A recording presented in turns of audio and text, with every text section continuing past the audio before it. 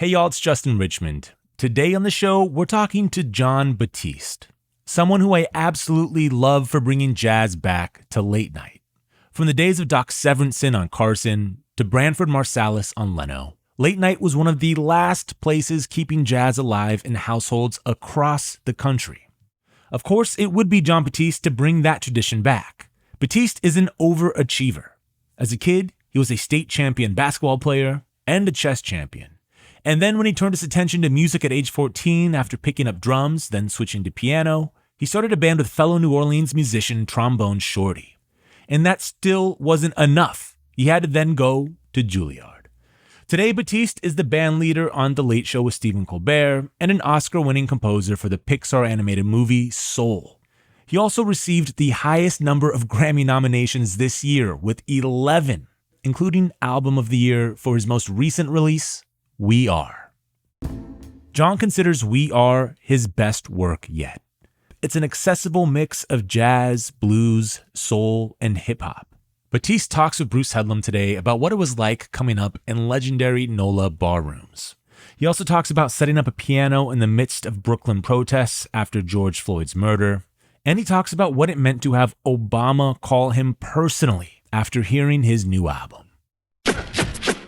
This is Broken Record, liner notes for the digital age. I'm Justin Richmond. Here's Bruce Headlam with Jon Batiste. Let's start by talking about your album, which came out last year and it's been nominated for a million Grammys. You're going to be one of those guys at the end of your career who has like 170 Grammys, right? My goodness. Well, I make music and I just keep my head down and work on the craft. And this is incredible because think about the process this year for the Grammys, how transparent it's become. And this year they're really pushing for it to be peer voted without so many committees and to have everybody who's an expert in their field nominate me in their field, classical, folk. I don't know what to say. It's just an honor beyond words. And I'm very humbled by the nominations.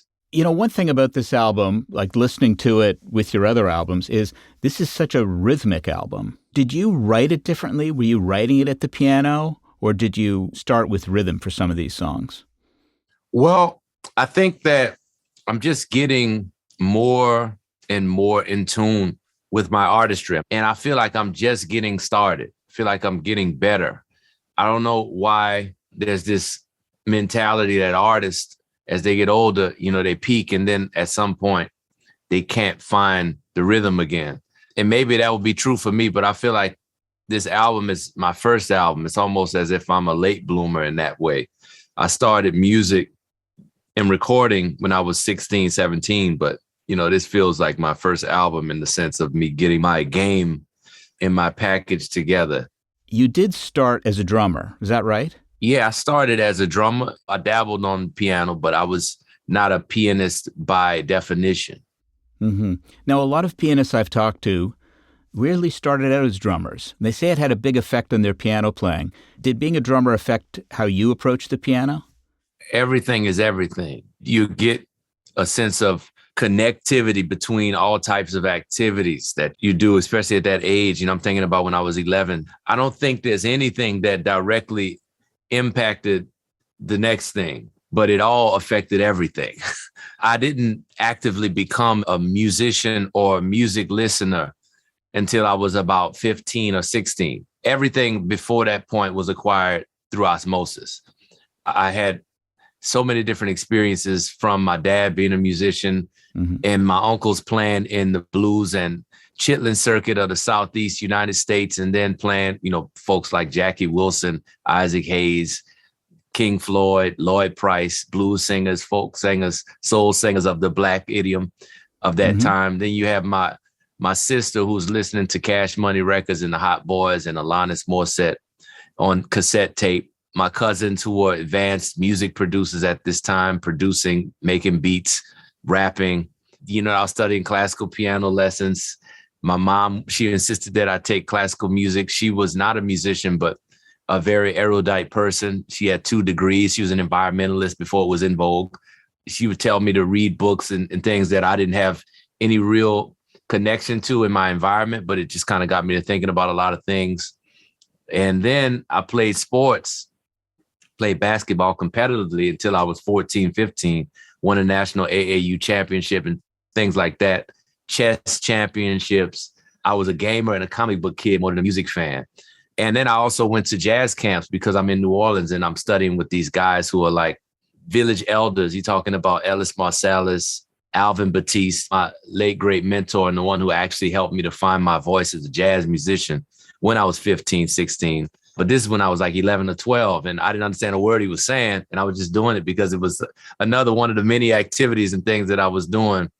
So I didn't really buy my first record or listen to music or say that this influenced that as a musician until I was about 15. Really? I was ambivalent to it. It was just around me. Before that age, I wasn't really an active musician or considered myself a musician until I was 15. So it's hard for me to say that my drumming was an impactful thing on my piano playing because it was all just a part of this really rich tapestry of my upbringing that I was fortunate enough to be born into without even my knowledge of it being something that is so culturally rich or diverse. I just was in it. And I actually was more ambivalent to being a musician than anything because everybody was a musician on my father's side of the family. So it was just like, well, I do this, but I don't want to do this for a living. I mean, it's the family business. You want to escape. Yeah, it's like what, coupled with the fact that I had this feeling that I wanted to leave New Orleans to explore the world and see the world because I just had so many ideas about what I wanted to do and who I wanted to be. And at a certain point, as beautiful as home is, and it'll always be home for me, I felt like I needed to make a home for myself somewhere else. And one of your songs is about that, isn't it? On the new album, is it Boyhood? Is that about your father telling you what it's going to be like in New York City? You're thinking of Boyhood and Tell the Truth. Yeah. Both songs are about this idea of growing up, coming out of this age of being a boy and a child and a son of your parents to being a man, being your own man and understanding. He says, tell it like it is, love how you live. And when you're doing what you do, tell the truth. A lot of people tell you, have fun, do your best, but tell the truth. Tell the truth is different to do your best, have fun, give it your all. Tell the truth says something very specific about you going into a den of vipers. You're going into a place where there's a lot of posturing and dishonesty and lacks authenticity. So what's going to make you successful? What's your definition of success? At least that he was trying to impart to me.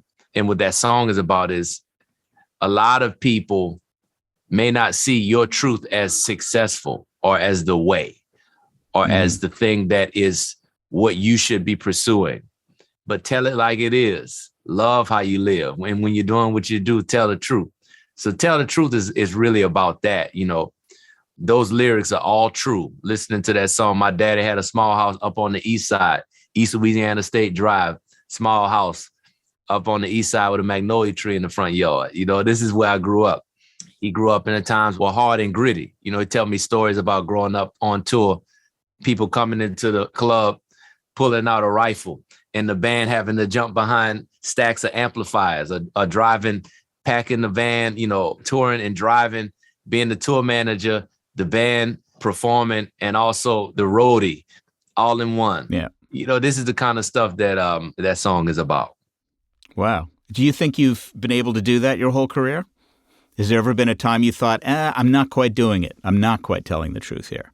No, I've always told the truth. That's whether it's to my immediate career advancement or detriment. And I've always told the truth. I've happened to get to a point now where telling the truth has allowed me to win an Oscar and be nominated for all these Grammys and all these things.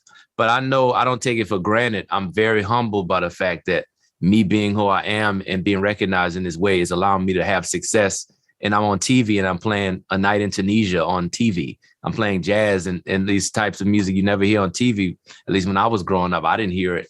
And now I'm able to be a household name in a sense, doing something that's so true to me. And one day that's not going to work. I'm sure the tables will turn and there will be a moment where me doing this thing and doing my thing is not necessarily going to be the thing that is going to advance me the most. I'm getting better at telling the truth of who I am and making it something that most people can understand. It's accessible, it's translatable. And that's the goal, right? It's not about popularity. It's about tapping into something in the soul of humankind that is universal and makes people feel like they're not alone. So if I can do that, boom, it's a win. When I was listening to this album, you do a lot of things with your voice. You got a lot of different sounds. And that used to be more common in, I'm thinking, more pop and soul singers. Like Stevie Wonder, when they talk about his voice, he's got like 3 or 4 voices. Paul McCartney's another one who he'd growl sometimes. He would do different things. Tell me how you approach singing. It's about the message of the song. It's about serving the message of the song. And that means that you have something that you can say honestly. The voice doesn't lie. The voice is so pure, and we're so in tune with hearing people's voices from the time that we're born. Musicians, non-musicians, music lovers, non-music lovers. We just have this radar for truth in the voice, for emotion being transmitted through the voice.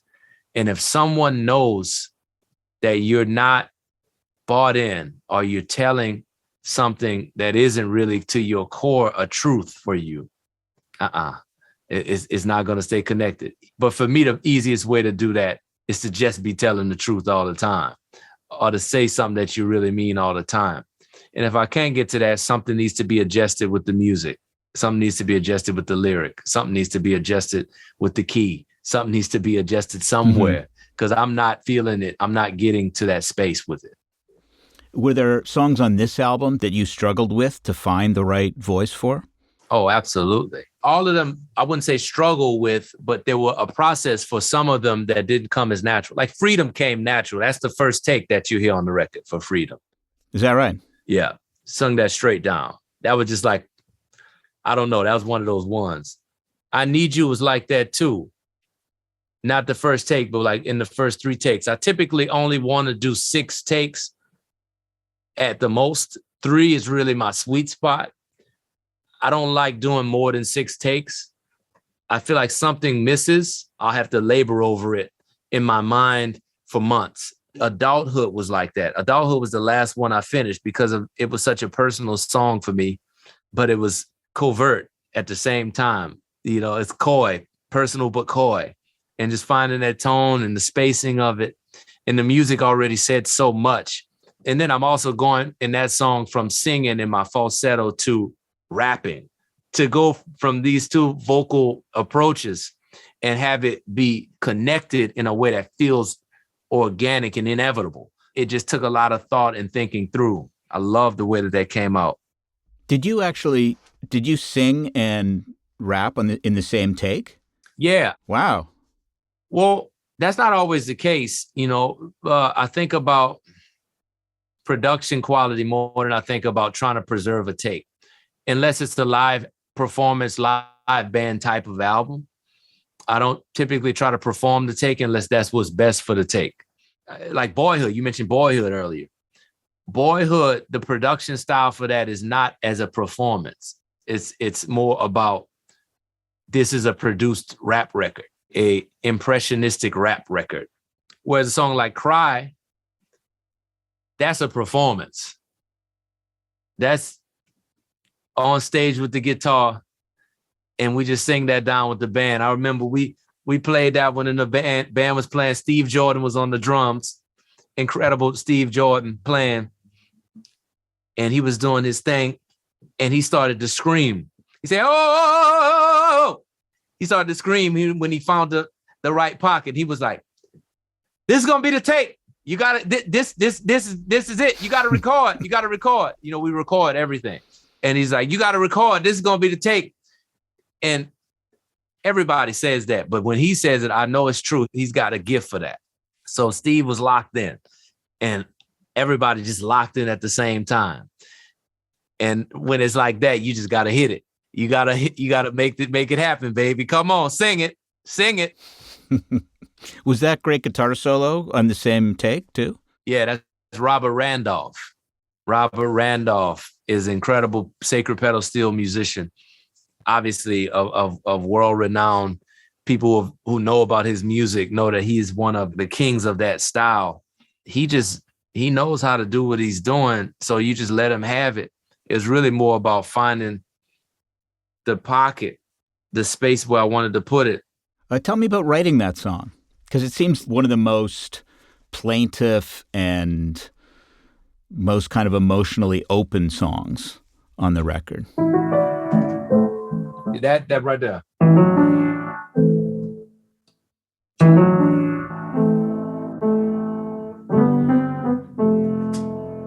That.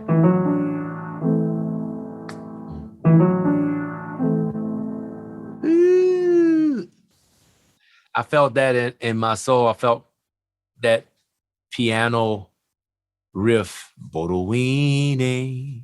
I felt that. And I didn't know what I wanted to say, but I felt that one day. I sat and I played that and I put it on loop. And I just listened to it. And we listened to it. And I called my friend Steve McEwen. And then he came over and we listened to it. And I was like, I want to say something with this. And I'm just trying to find the words. And I just started singing, which, you know, sometimes ends up being a song, even if it starts out as just mumbles or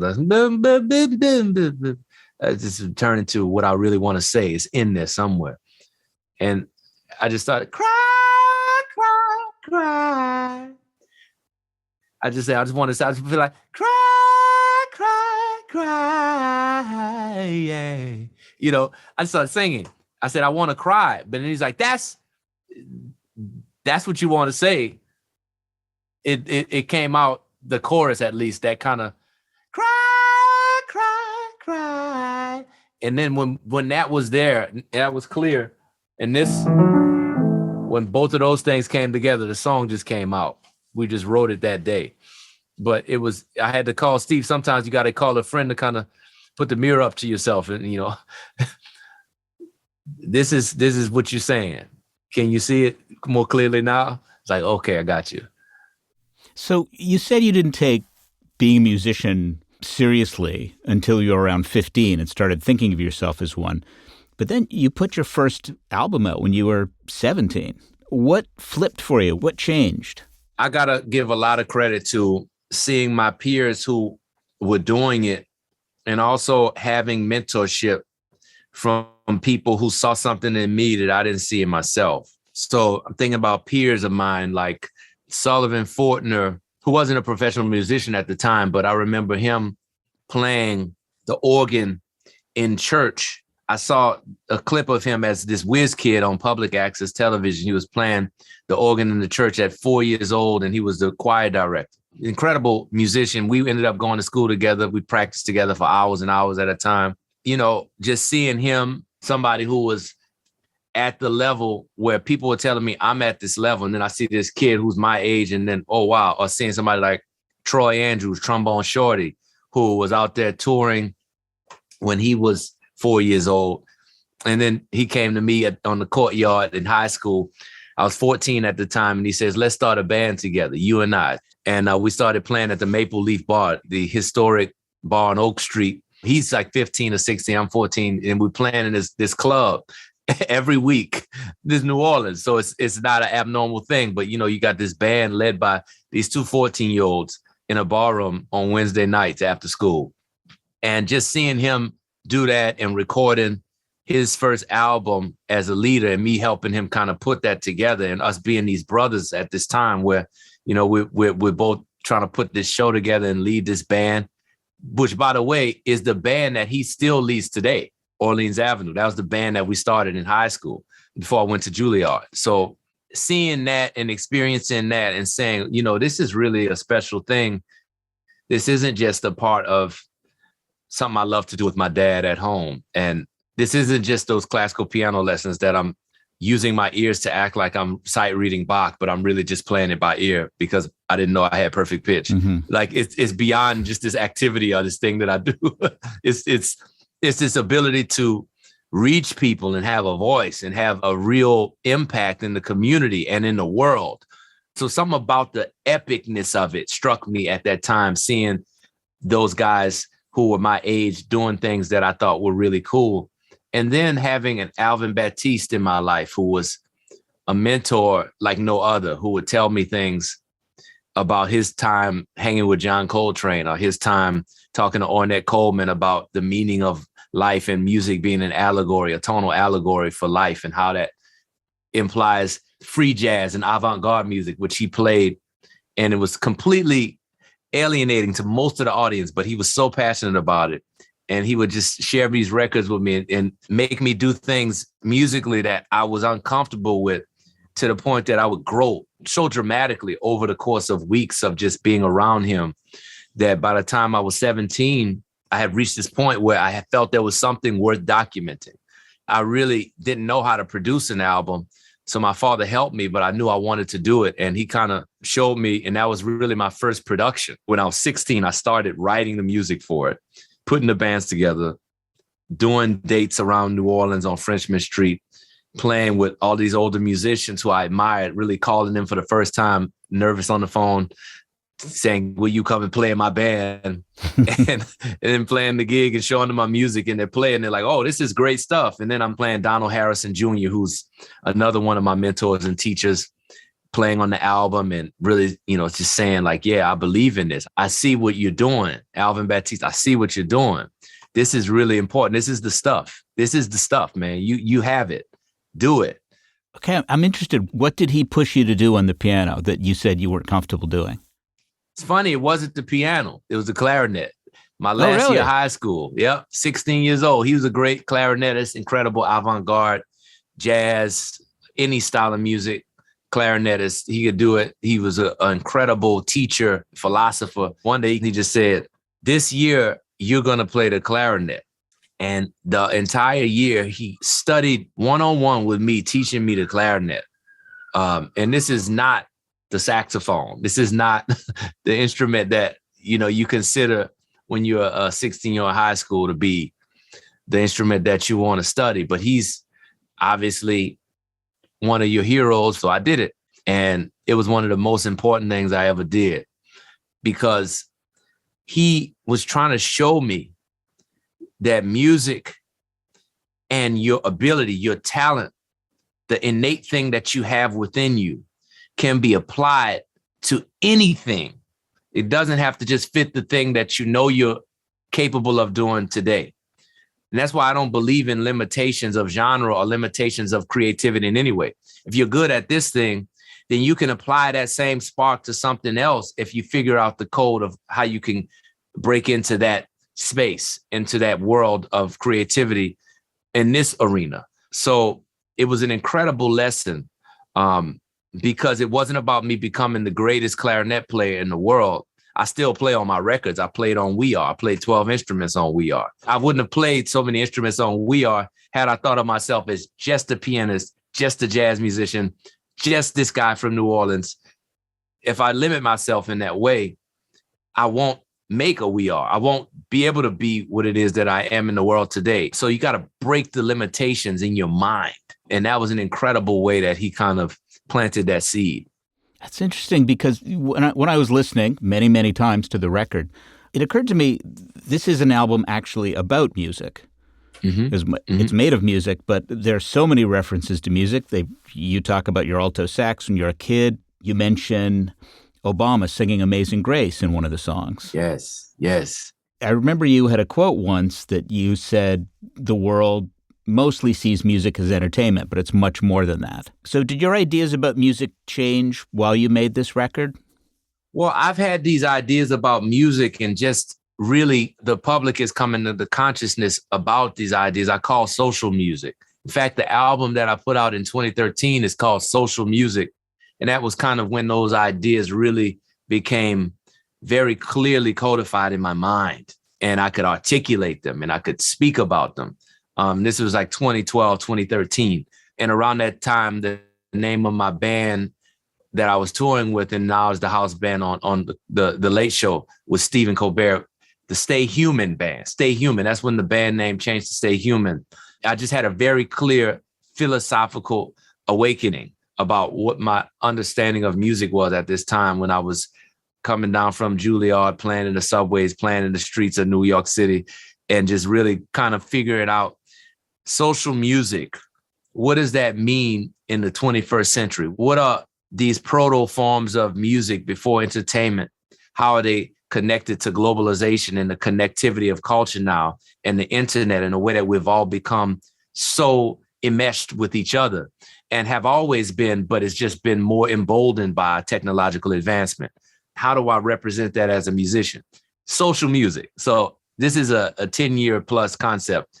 It's just now I've been able to really make the album that can reach the people and connect that concept to the greater public. But social music and We Are, it's almost like We Are is the same conceptual definition as what social music was, except it's evolved and gotten better. As you're talking, it makes sense to me. And you said, you don't want to be bound by being just a New Orleans musician. But that city is one of the few places left where music is played in a lot of different social environments. That's right. For most people now, I guess other than the national anthem, there's not too many social occasions for music, or people go to clubs to dance or whatever. And you've always tried to do that. You did that with My New York. Mm-hmm. You played on subways. And when you tell people, oh, we did an album on the subway, they think, oh, you got a subway card and you mic'd it up. It's like, no. There are people there playing. And then you were in my neighborhood in Brooklyn during the George Floyd protests. And you kind of brought music to those protests. So you seem very interested in putting music in different social environments. Tell me first, what was it like when you started playing at the George Floyd protests in Brooklyn? What was that like for you? How did that feel? Electric, historic, a reckoning.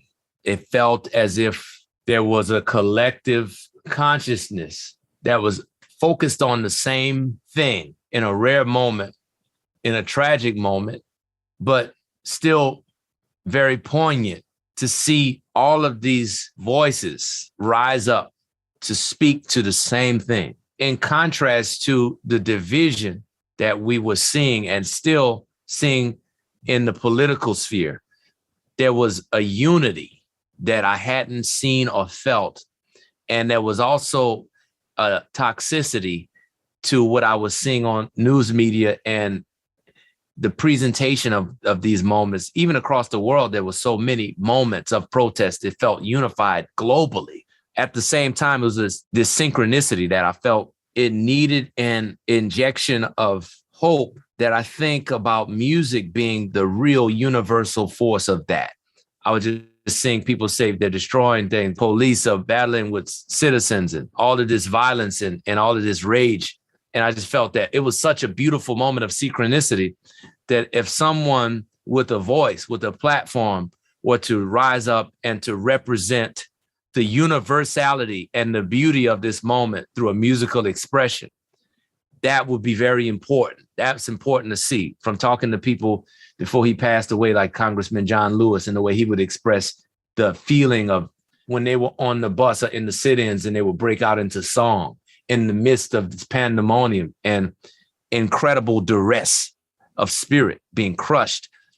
They would break out in the song and it would be this incredible moment of healing and a balm for everyone who was there, and also a reckoning of truth to show you these are human beings. I didn't even have to think. It was just, oh, this is what social music is about. This is what I am saying I represent for all these years, and what I believe and I feel to my core is the purpose of music in society in moments like this. I literally put on my coat and went out the door and called my band and called musicians. And because I'm blessed to have a platform and to be on television, all these things that I've been blessed with in my career, it was picked up in so many ways by many people, and people saw it, and it really impacted a lot of people.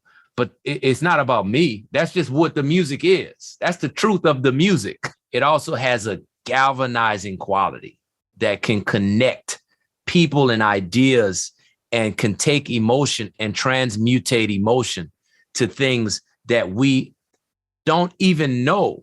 But Congressman John Lewis would always talk about that kind of solution-based approach to dealing with the rest of our times and the inner turmoil that comes with that heaviness that we deal with. You're reminding me that I was thinking back to that clip of Obama that you mentioned in your album when he was singing Amazing Grace. It was literally at a point that he'd kind of run out of things to say, or he didn't know he was overcome. It was like quite a moment for him, I thought.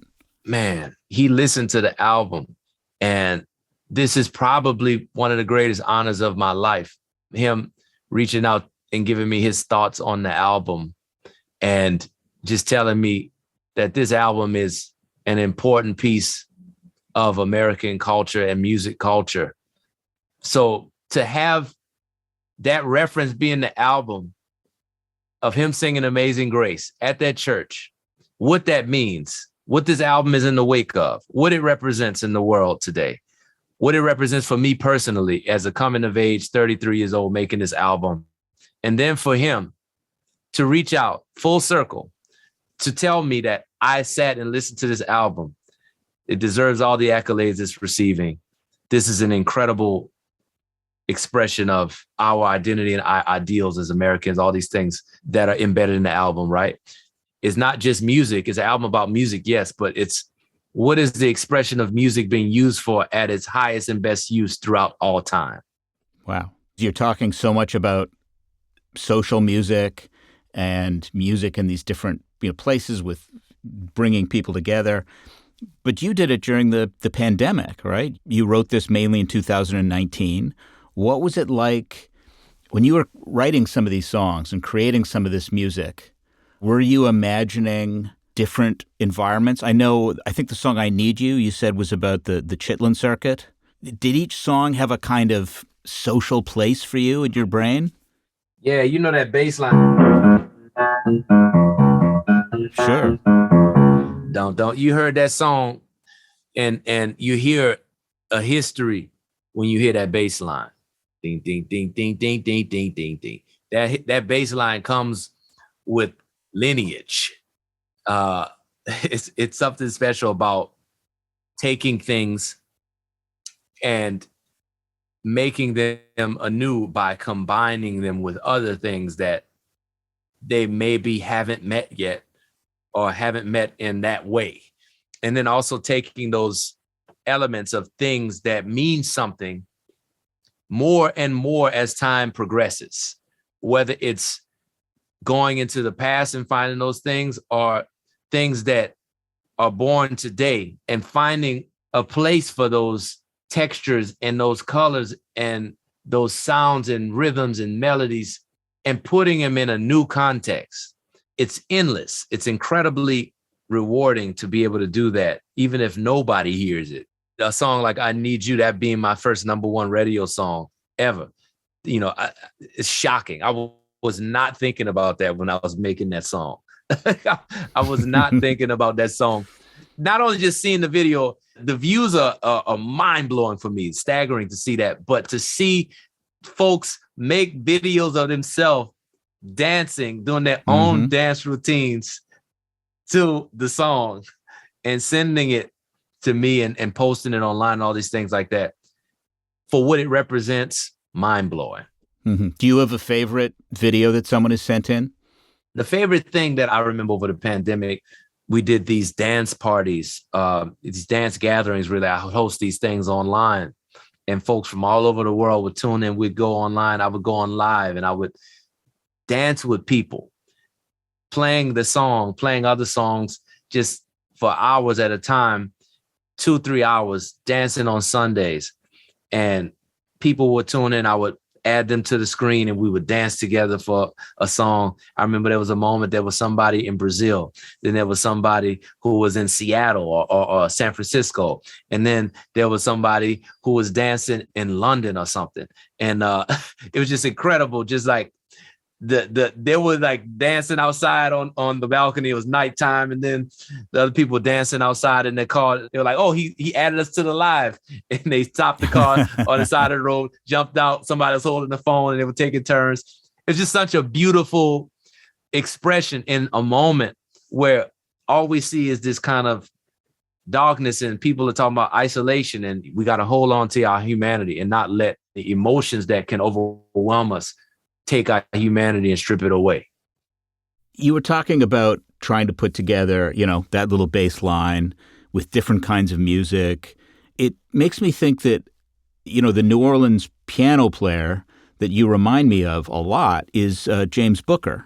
Was he an influence on you? Because he was a guy who brought in classical elements, and when he starts playing, you're never sure where it's going to go. And that's a bit the same with you. Well, James Booker was somebody who was an unsung genius. He was a pianist who played at the Maple Leaf where Troy and I played when we were in high school. His piano was in the corner at the Maple Leaf. His presence was around even before I realized how big an influence he would be. This Maple Leaf bar is where he recorded some of his live albums. Spider on the Keys, which was recorded at the Maple Leaf, was an album. When I started playing at the Maple Leaf with Troy, my dad gave me this record. And Spider on the Keys, he played it for me. He's like, man, just listen to this cat. And I started listening to it, and I started kind of stealing things. He had this...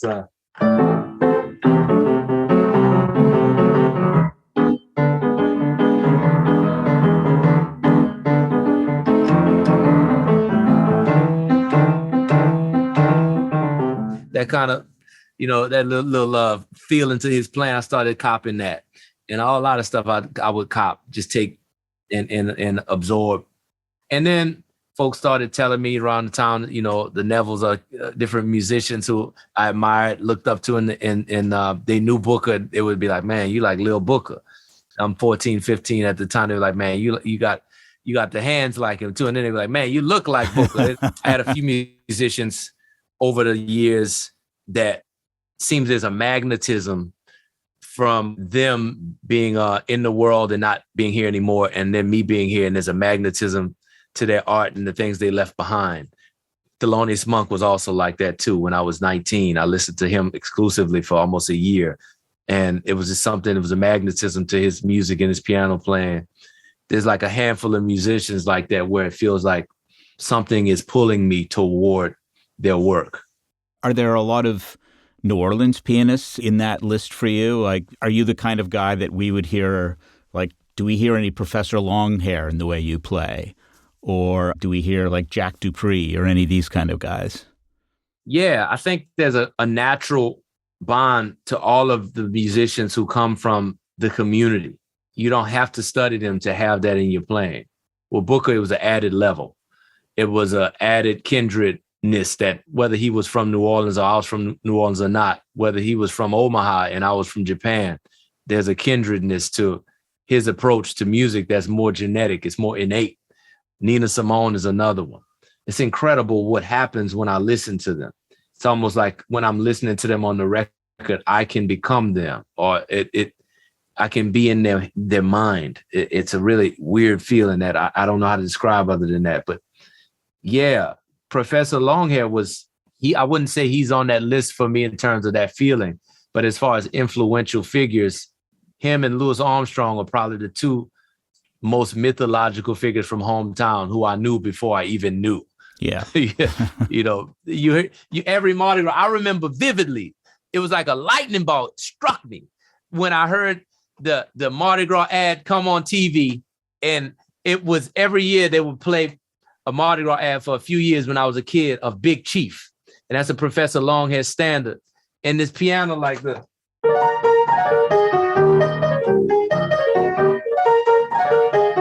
That, when that kicked, oh, and then when he went like that moment, I was like, what is that? And I wasn't even really thinking about a musician perspective for myself. I wasn't thinking of myself as a musician at the time at all. I wasn't trying to be a musician. It was just something about that was just so communicative. It sounded like a party in Second Line in Mardi Gras in New Orleans. It sounded like so much without having any words attached to it. Just that lick, ling, ling, ling. I just knew exactly what he meant. Mm-hmm. What did you hear in Nina Simone's playing that grabbed you? Are there parts of her technique and what you do? Well, her approach to music, her wanting to be a classical pianist and not being able to really achieve that dream, but her synthesis of classical and blues and soul and gospel and jazz, all of these different things she's connected the dots with. And her playing really connected with me and my approach naturally, just based upon how I think about music and how I play. But what really connected me most with her is her voice. When I started to really sing and hearing her voice and my voice, there would be moments where it would sound like the same person in her essence. Watching her perform, I remember I watched some of her live performances when I was in college. I was about to do some performances in Central Park. I think it was maybe a Mount Morris Park. And there was some footage that's now actually been made into a documentary. There was a friend of mine who had these archives of tapes. I don't even know how he got them, but he showed me that performance. That just struck me. I was like, oh, wow.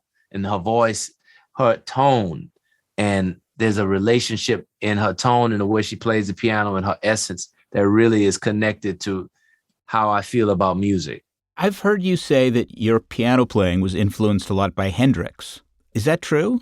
Yeah. How do you translate kind of what he did to the piano? That fascinates me. If you listen to him, he was really a blues musician. If you want to put him in any genre, which he's not really possible to put him in a genre, he was more of a blues musician than a rock and roller. And when I think about blues and R&B, that's really what rock and roll actually was. Chuck Berry, Little Richard, Fats Domino, these black guys from the South created this rock and roll genre that, you know, people who are now thinking about rock and roll is not always connected to that. And Jimmy was really the most clear connector of those two eras. And it influences me because I come from these sounds that are just rooted in the same stuff. It's rooted in the dirt. It's rooted in the blues and gospel and R&B and soul. And how do you make that into a very contemporary, modern expression through your instrument, not through the style of music you make or the type of album you make, but just through your playing? How do you express that? And one of his great quotes, he was talking about, I don't play the guitar, I play to amplify it. Well, the amplifier was an invention. It was a technological advancement of the time. And, you know, a lot of people play loud and is brash and it's harsh on the ears and it's just to be loud. But he said he would play loud to go deeply into the souls of people. And there was just a philosophical way he looked at music and his instrument and looked at how to make it contemporary while still being rooted in all the things that he organically came from. That is an influence for me in the way that I approach the piano and the way that I approach the piano in my songwriting and in my performance. I mean, I know what you mean sort of philosophically, but how do you, he says he's playing the amplifier. When you sit down at the keyboard, are you playing the action? Are you thinking of it in a different way? My playing fits in all different contexts, which is a rare thing. Finding a way to be fully the same as you always are in every context is the first step of what I've done and still continue to develop with my style.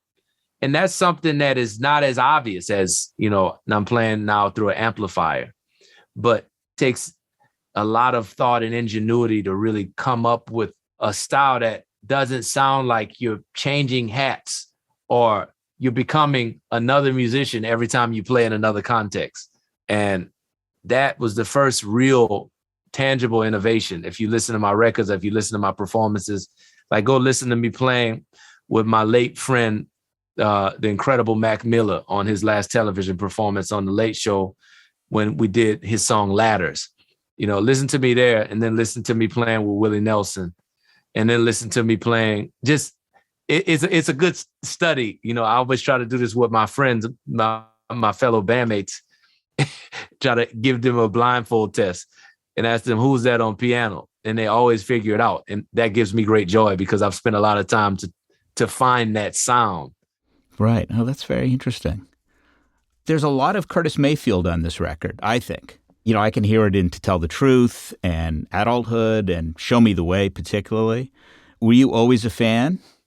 Well, That's interesting. I think that the combination of singing in the falsetto register and singing socially conscious music is something that connects to Curtis because he's really one of the most prominent proponents of that approach.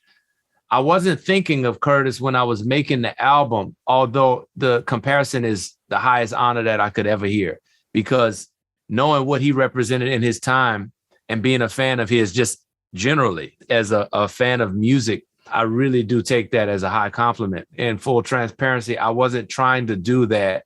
I was more, again, trying to explore my voice and figure out what the best way to deliver the messages honestly of each song would be. And I think that that's a really cool thing, that it resonates with you in the space that Curtis resonates with you, because in a sense, that's what I was trying to do, although not as directly. We haven't even mentioned that you won an Oscar for the soundtrack to Soul. And part of that soundtrack was you did a great cover of It's All Right, his great song with the impressions. What was that like doing that song? Man, I loved it. I was crying. I was in tears. I was in tears because it was just such a heavy time. And every time I listened to the playback, it really brought me tears of joy. I don't know why. I still don't know why. And I've had the same experience, my collaborator on the film, creator of the movie Soul and the genius behind a lot of Pixar films, Pete Docter. He called me one day and he said he had the same experience listening to the work tape. He was crying and he didn't know why he was in tears. And I was just so moved and I didn't tell him this at the time, but I revealed to you that I had the same experience with the recording. I don't usually have that emotional connection like that to my recordings, but it was something about finishing the record during the pandemic and Curtis's song and just what he sang in the song. When you wake up early in the morning feeling sad, like so many of us do, just hum a little soul and make life your goal. And surely something's gotta come to you. Say it's all right. That part with those chords. Ooh.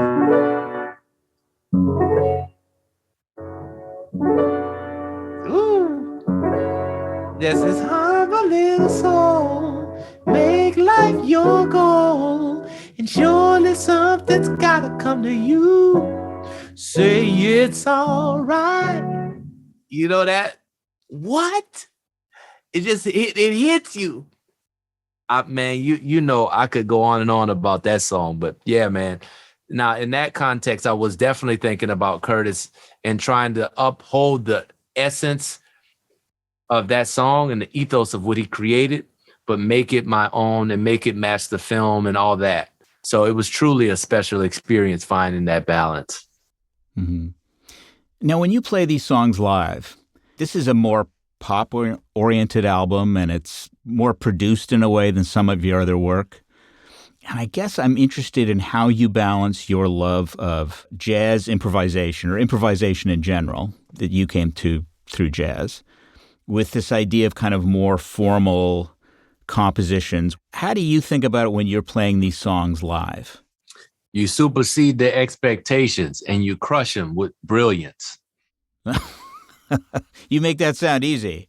Yeah, it's not easy. I mean, I've almost fainted on stage, just giving it my all. We've done shows over the last year, playing Austin City Limits. We did an incredible show. We did 3 hours long show that was broadcast on Austin City Limits. And then we did the festival. And then we did a lot of performances. Blessed to do 2 performances in Central Park. 60,000 people performing the songs in different parts of the world through the pandemic, somehow still making it happen. And man, every show I'm just giving so much. I got the wardrobe changed, like in the tradition of James Brown, as one of my patron saints of the live show, live experience, where it's just a revival.